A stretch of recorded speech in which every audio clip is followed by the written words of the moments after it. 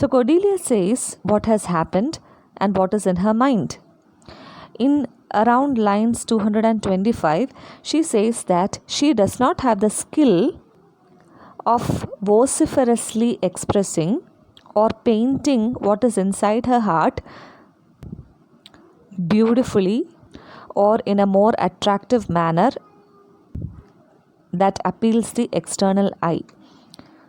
We can see in line 225, if for I want that glib and oily art to speak and purpose not, since what I well intend, I will do it before I speak, that you make known it is no vicious blot, murder or foulness, no unchaste action or dishonored step that hath deprived me of your grace and favour. But even for want of that for which I am richer, a still soliciting eye, and such a tongue that I am glad I have not, though not to have it hath lost me in your liking. What does Cordelia say? She lacks that skill of speaking something and intending something else, because she is a person who intends in her heart which she will speak out and which she will do. As a straightforward person, she speaks her heart and proceeds to do the same. And also, she uses this same metaphor of the painting.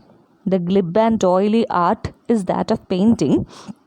She says that the blot that appears in that painting, meaning the fault that is accused on her, is not that of murder or foulness or any unchaste action or anything that deprives a girl from honor, something that deprives her from everybody's grace.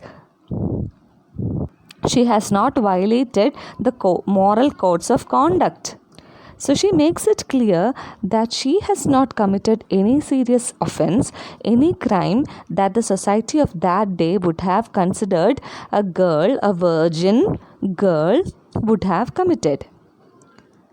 So she says that the lack of all that makes her richer. What does she lack? A still soliciting eye and such a tongue. She, being pure in heart, does not look with greed and does not think with greed. And so she says that she is glad that she does not have such an eye and such a tongue, even though that lack has caused her father to dislike her. In short, Cordelia says that she is a very straightforward person who does not know to polish her words, to sugarcoat her words, because whatever she says, she will do. And the serious offense that is accused of her is that she does not have a still soliciting eye or an eloquent tongue. And the lack of such an eye and such a tongue, she considers herself richer, even though the lack of these qualities has bought displeasure of her father. So the Prince of France is really shocked, because such a lovely girl, an innocent, pure girl, has been deprived of all her riches just because she was not able to express what is in her heart. Just because she was ineloquent, a tardiness in nature here stands for her inability to talk too much, has deprived her from being the daughter to King Lear. So the Prince of France, around line 235, asks the Lord of Burgundy, because love is not love when it is mingled with regards that stands aloof from the entire point. Will you have her?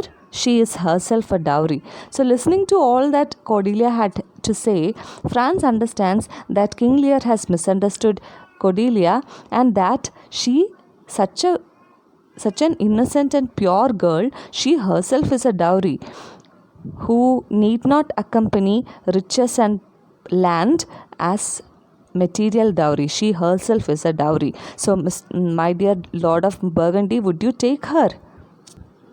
But again, the material minded, money minded Burgundy says that he would take Cordelia by the hand if he is given the portion that has been promised as her dowry. But Lear says he is firm in his decision that nothing will be given. So Burgundy says that he is sorry because he does not want a girl who does not have a father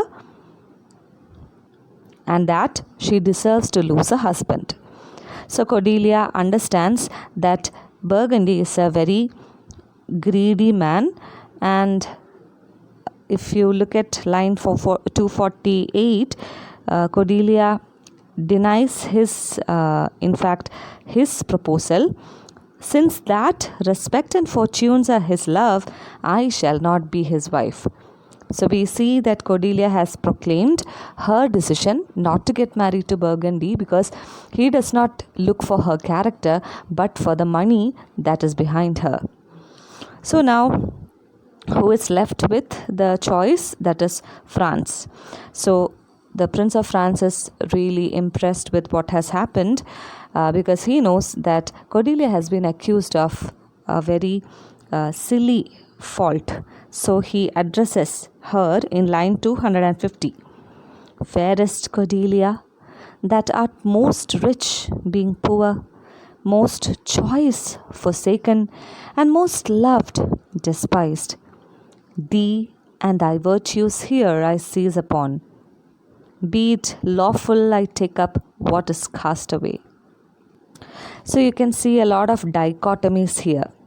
Rich, poor, choice, forsaken, loved, hated, taken up, cast away. Okay, who is rich at the same time poor? Cordelia. Who is the choicest, yes, yet forsaken? Cordelia. Who is the most loved yet hated? Cordelia. Who is cast away and now taken up by France? Cordelia. So in spite of all these dichotomies, France understands the real value of Cordelia and calls her that she is rich although poor. She is the choicest although she is forsaken. She deserves to be the most loved even though she is hated now, and he does not want to lose those virtues even though what is being cast away he takes up. And in line 256 onwards he declares, thy dowerless daughter, king, thrown to my chance, is queen of us, of ours, and our fair France. So there he takes her as his wife. Now he declares that he chooses Cordelia to be the queen of the country of France, of the people of France, and of himself. And he pities Burgundy because he loses a very unprized, precious girl. So with this declaration, he asks Cordelia to bid everybody farewell, and he also buys the displeasure of King Lear. Once again, King Lear declares that he does not have such a daughter and he does not want to shower his grace or love or blessings upon the new couple.